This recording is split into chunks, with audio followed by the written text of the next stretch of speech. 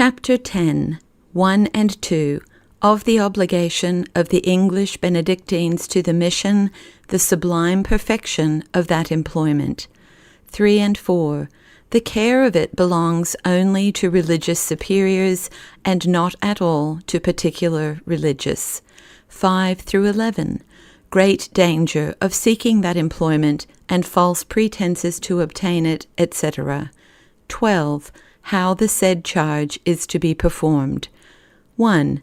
It will not be amiss to adjoin to this section concerning a religious state certain considerations and advices touching a subject which, though it pertain not to religious persons in general, yet is annexed to our profession in the English congregation of St. Benedict's order, and that is the apostolical mission into England, which all the professed do by a particular vow oblige themselves to undertake whensoever they shall be commanded by superiors. 2. An employment this is of high importance and most sublime perfection, if duly undertaken and administered. But the care thereof only belongs to superiors, and indeed it is worthy both of their prudence and zeal, by a right managing whereof they may procure great glory to God, and good to souls miserably misled by infinite and most pernicious errors. 3.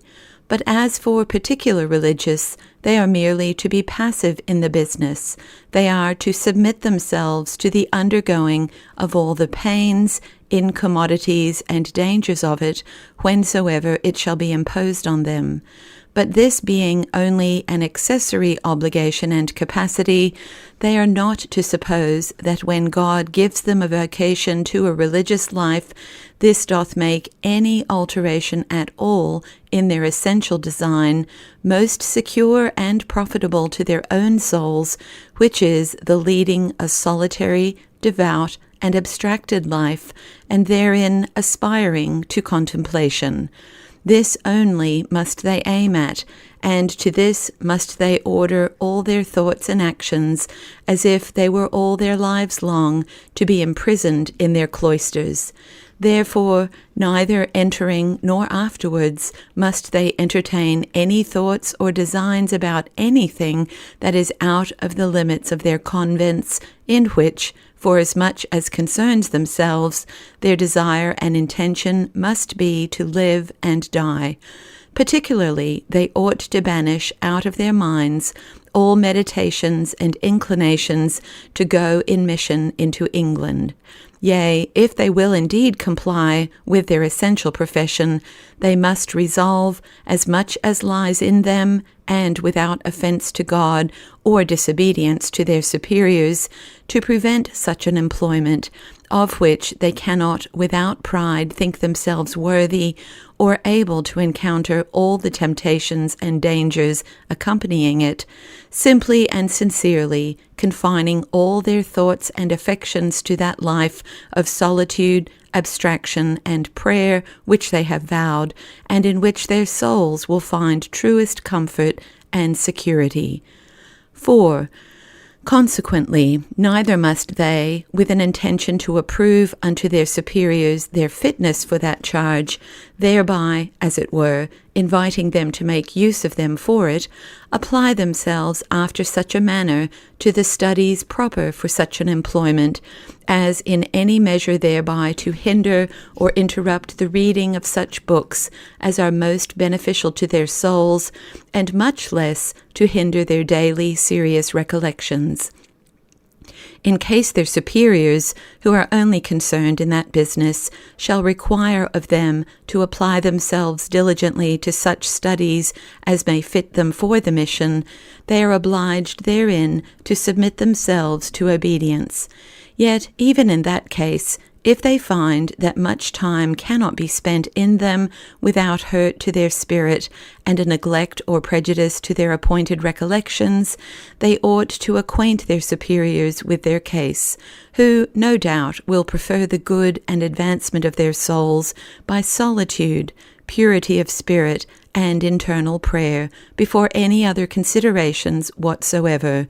Yea, they will judge prayer to be a better disposition and to procure a greater enablement, even for such a calling, than study, and will take heed how they send any abroad that for their studies neglect their prayer. For what blessing from God can such hope upon any endeavours of theirs?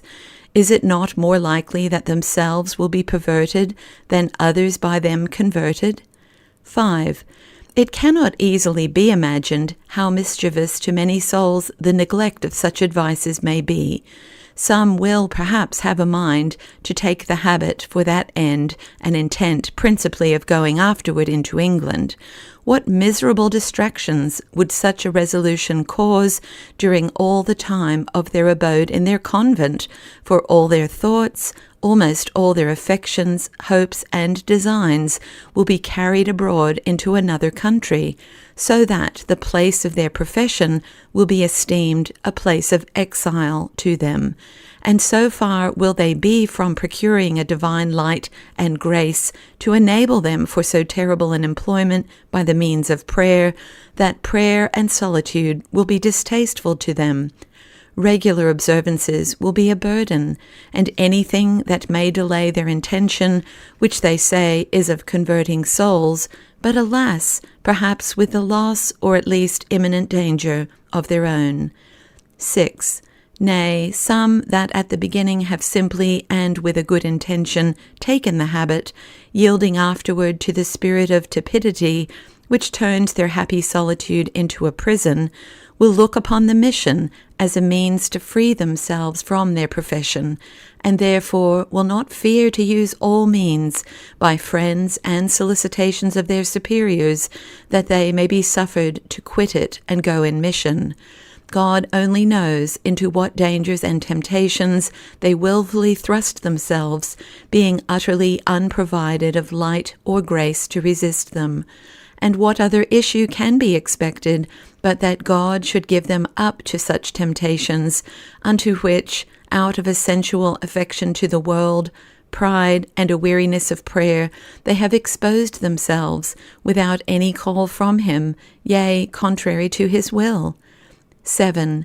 Now it is not only particular religious, but much more superiors that ought to think themselves concerned most deeply in these matters. For in case such unwary rash souls shall come thus to destroy themselves, they cannot but know that those souls shall be required at their hands. They ought, therefore, to root out of the hearts of their subjects all such pernicious designs, by showing that they esteem them least worthy that are most forward to offer themselves. And great care and wariness ought they to use how they send or permit any to go abroad, before they be sufficiently furnished, not so much with learning as with the spirit of mortification and prayer, and with zeal proceeding from an established charity, that so they may not, by undertaking and executing active employments, prejudice and perhaps ruin their contemplative state. 8. Our examples ought to be our first holy converters of England, who did not undertake such a charge till they were grown old in the exercises of solitude and contemplation, and not then till an absolute command was imposed on them by the supreme pastor. And in the execution of their charge, they never suffered their labours and solicitudes to dispense with them for the continuing of their accustomed austerities and the exercise of prayer, but borrowed from their employments as much time as could possibly be allowed to spend in abstraction, solitude, and contemplation. Yea, though they conversed only with pagans and barbarous souls, yet so zealous were they of their monastical life and profession that they would not so much as quit the habit. And when they were consecrated and exalted to the episcopal function, yet still they retained both the exercises and fashions of monastical contemplative persons, as St. Bede declareth. 9. Moreover, in latter times, experience hath witnessed that some humble and devout, though not so learned, missioners have prospered better in converting souls than the most acute and cunning controvertists, and have by their humility, modesty, and edifying conversation, but especially by the practice and teaching of internal prayer, gained to Catholic unity those souls that many other, most skillful in disputes, and withal enabled with experience, have for long time in vain attempted. 10. Notwithstanding all this, I do not deny but that to a religious soul an impulse and interior invitation may come from God to go into the mission. This is possible, but most certain it is that such an invitation will very rarely, if ever, come but to souls established in a spiritual life. And in this case it will be sufficient for the person to propose the matter humbly and modestly to his superiors, yet withal with an entire resignation and almost a desire to be refused. If it be God's will actually to make use of such a religious person in an employment of that nature, he will no doubt facilitate the business, and in his own time incline the will of the superior without the subject's solicitation to permit him to go. 11. But whatever pretenses are made by others for going into England, whether it be converting of souls, and particularly of some special friends or kindred, or of recovery of bodily health, gaining of temporal commodity to the community, etc., the true motives indeed ordinarily proceed from tepidity, which tepidity ought to be corrected by prayer and perseverance in religious duties, and not further increased and perhaps changed into open libertinage and profaneness by such an exemption from all regularity and order, by which a poor, unprovided, sensual soul will become deeply engaged in the world, exposed to innumerable temptations without spiritual armor, and, as it were, cast headlong into a pit of darkness and of a forgetfulness of all things that concern a holy religious life. 12. As for their obligations in the discharge of that so terrible employment, when they are once engaged in it, it will suffice to put them in mind that the said charge doth not dispense with the essential obligations that lie upon them as religious.